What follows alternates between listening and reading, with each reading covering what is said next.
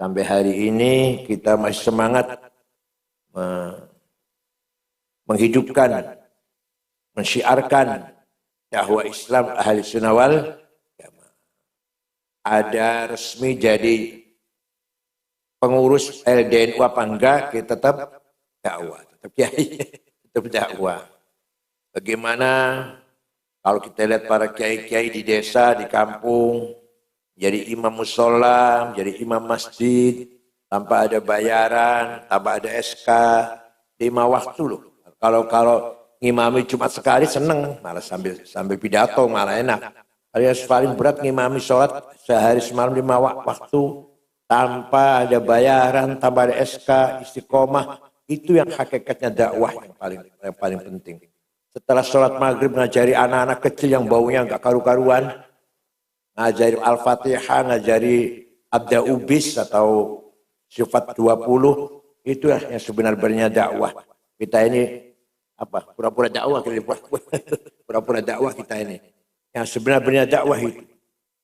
Kemudian setelah muridnya banyak, bikin kamar di sebelah musolanya, jadi santri 10 orang, 15, 20, lama-lama bikin madrasah, lama-lama santrinya 100, 200.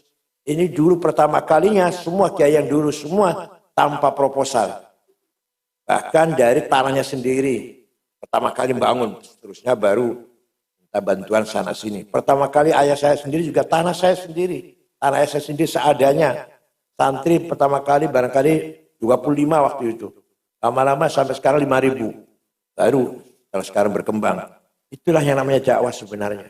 Manfaat betul di dunia wal akhirah. Bukan hanya pidato di TV, bukan. Iya, ya. Bukan hanya ceramah di TV itu kan karena ingin terkenal tuh.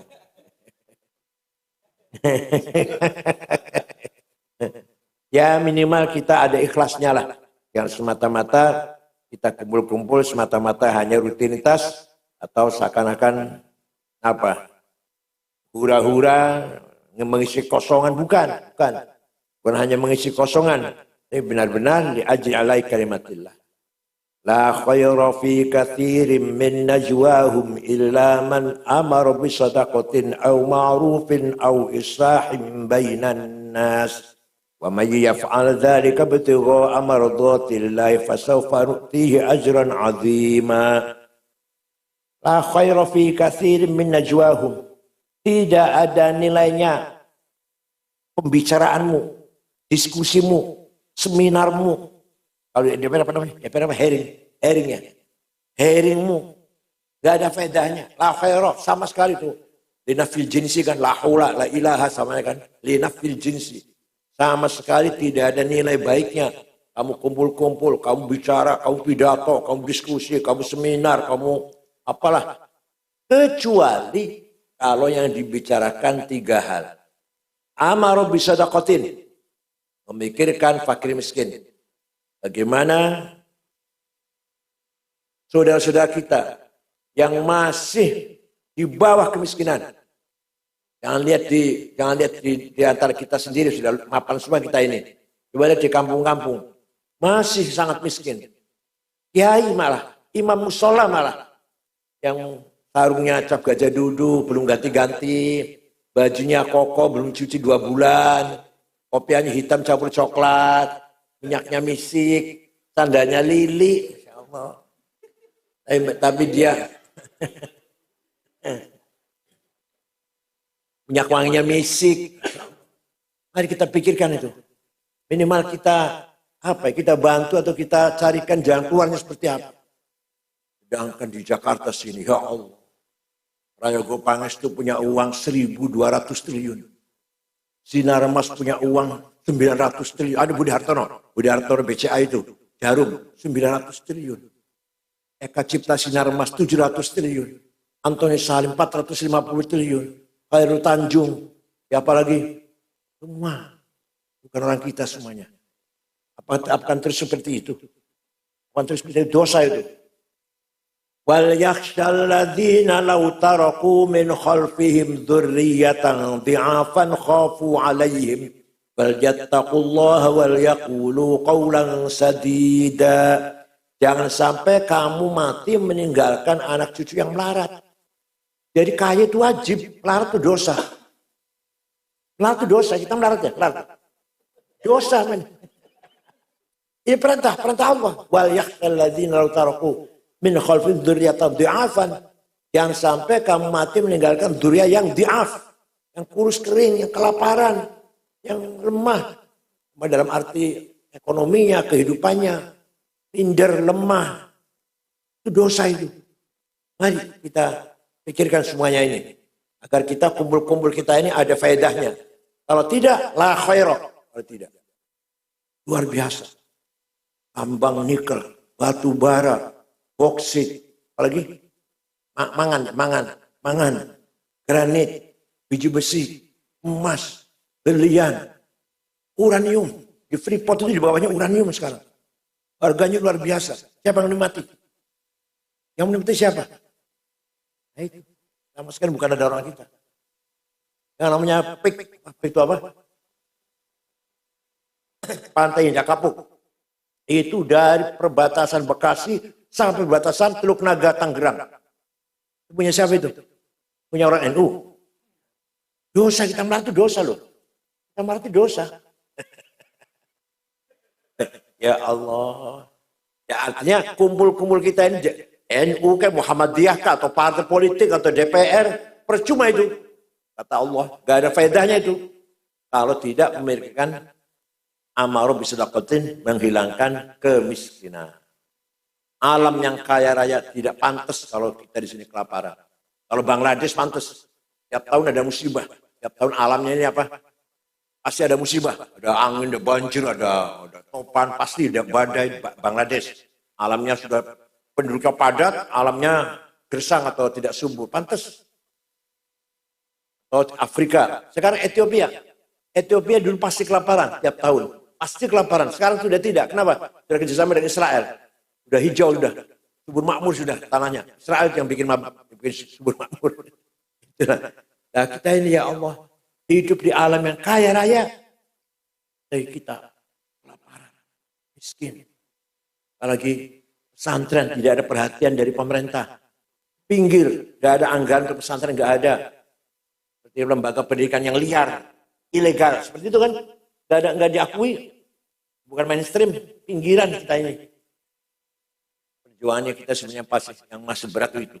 Bagaimana agar anak cucu kita bisa percaya diri, harus kita mewujudkan anak cucu yang akuya, kuat dalam segala halnya. Kalau enggak semakin merosot kita ini. Berjuang harus pakai duit, pergi haji pakai duit. Kayak Wahab muter sampai ke Lombok, sampai ke Palembang, Banten, Menes. Ke Palembang ketemu dengan Kiai Soleh Kamil, bikin NU, Kiai Wahab tahun 30-an itu. Kemudian Menes, Pandeglang, Kiai Abdurrahman. Kemudian Pagentongan, Bogor, Ajangan Falak. Guru Betawi Marzuki, di Pinang Muara. Buntet, Kiai Abbas. Semarang, Kiai Ridwan, Lasem, Mbah Masum, Kudus, Raden Asnawi Kudus. Cepu Kiai Ihsan, Lombok sana. Itu Kiai Wahab muter-muter tanpa proposal. Tanpa proposal. Karena kaya. Ki Hasyim cukup kaya. Sawahnya luas. Kayak pertanian kalau Ki Hasyim. Kalau Kiai Wahab orang Surabaya, pedagang. Haji Hasan Gipo, Ketua Tanfidia pertama, kaya. Punya rumah disewakan 100 pintu. Yang disewakan itu rumahnya. Toko disewakan 100 pintu. Haji Hasan Gipo itu. Said Muhammad bin Ali Al-Maliki. Santrinya 700. Dijamin semuanya apa segalanya. Pulang pun kasih tiket. Karena kaya. Punya hotel di Mesir. Hotel Al-Husain. Punya percetakan kitab. Kayak kita. Ya Allah.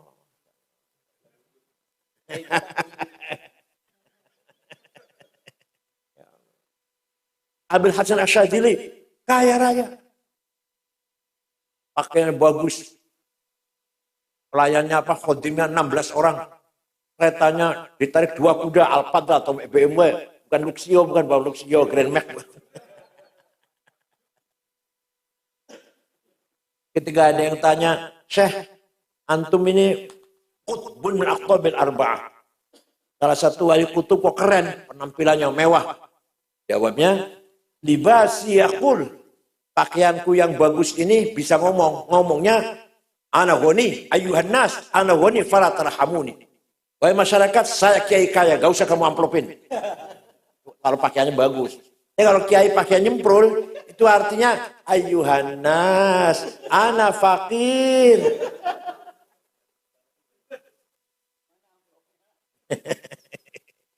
Itu. Coba kita lihat ya Allah, masakin, fukara, kiai-kiai kita di desa-desa itu. Guru madrasah, berapa gajinya Pak Arifin? Yen. 3 yen ono. Kalau ada gajinya betul.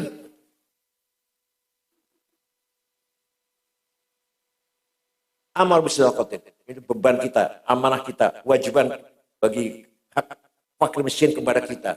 Kita hidup yang enak-enak, senang, kecukupan berlebihan, sedangkan umat Islam yang lain kelaparan, laisa minna, gimana? Man bata syab'an wa jaru ja'i'. Bukan umatku kalau tidur semalam perut kita kenyang, tetangganya kelaparan. Yang kedua, au ma'rufin. Berusaha berjuang untuk kebaikan. Kita ambil aja pendidikan. Ma'rufnya di sini pendidikan. Kita ini masih jauh ketinggalan pendidikan kita. Ya Allah. Padahal ilmu Islam luar biasa. Entah kenapa ya. Saya juga gak heran. Gak heran nih. Tidak ada agama yang mempunyai metode seperti kita punya usul fikih. Bagaimana cara memahami nas Quran, nas hadis. Quran ada muhkamah, ada yang mustasyabihah, ada mutlaqah, ada muqayyadah, ada majaz, ada hakiki, ada ammah, ada khassah, ada nasikhah, ada Injil nggak ada itu di Kristen. Ayat ini hakiki, ayat majazi nggak ada, orang Kristen nggak punya ilmu itu.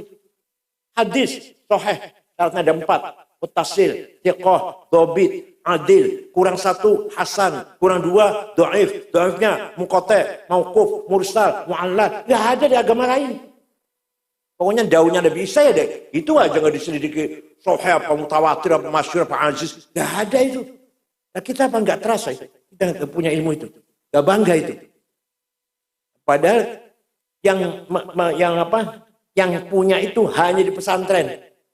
Yang masih tekun mendalami ilmu itu hanya di pesantren. Yang lain sudah bosan itu. Sudah jenuh sudah belajar mustalah hadis, usul fikih sudah jenuh. Belum ilmu mantik.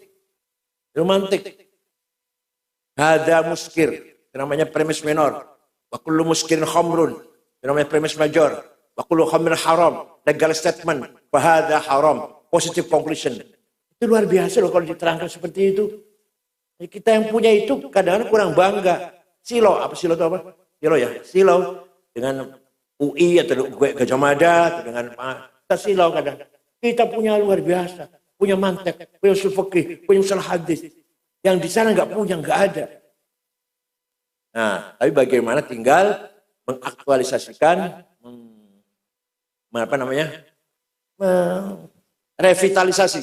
revitalisasi ilmu usul fikih, mustalah hadis, ilmu mantik dengan sekarang. Belum ilmu kalam lagi.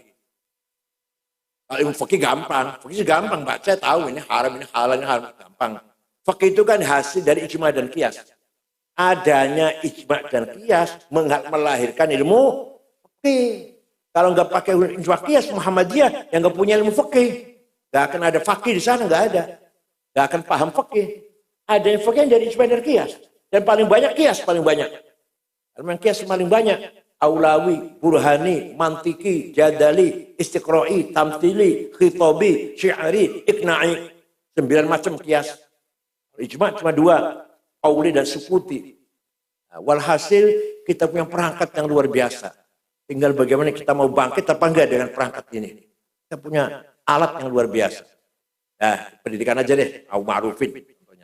Kalau ditambah lagi yang moral lah, akhlak. Bagaimana akhlak kita yang akan datang ini, anak kita. YouTube seperti itu. Ya Allah, udah ngeri kalau lihat YouTube, ngeri sudah. Ya Allah, zina dipertontonkan. Ya kan? Dulu kita mau lihat nonton film dari rumah saya ke Cirebon 20 km. Naik mobil dulu. Buang uang, buang waktu, datang di dipentungi oleh orang tua. Sekarang filmnya dikantongin, bioskopnya lebih jahat lagi, lebih porno, lebih vulgar lagi. Nah, kayak apa anak cucu kita yang akan datang ini seperti apa? Wallahu a'lam. Nah, bagaimana mencegahnya atau membatasinya atau mempertahankannya, termasuk au ma'rufin, perjuangan yang harus kita perjuangkan. Kita betul-betul perjuangkan bagaimana membuat pertahanan agar anak kita tidak terlalu larut dengan kemajuan digitalnya. Yang terakhir, yang paling sulit, tadi apa?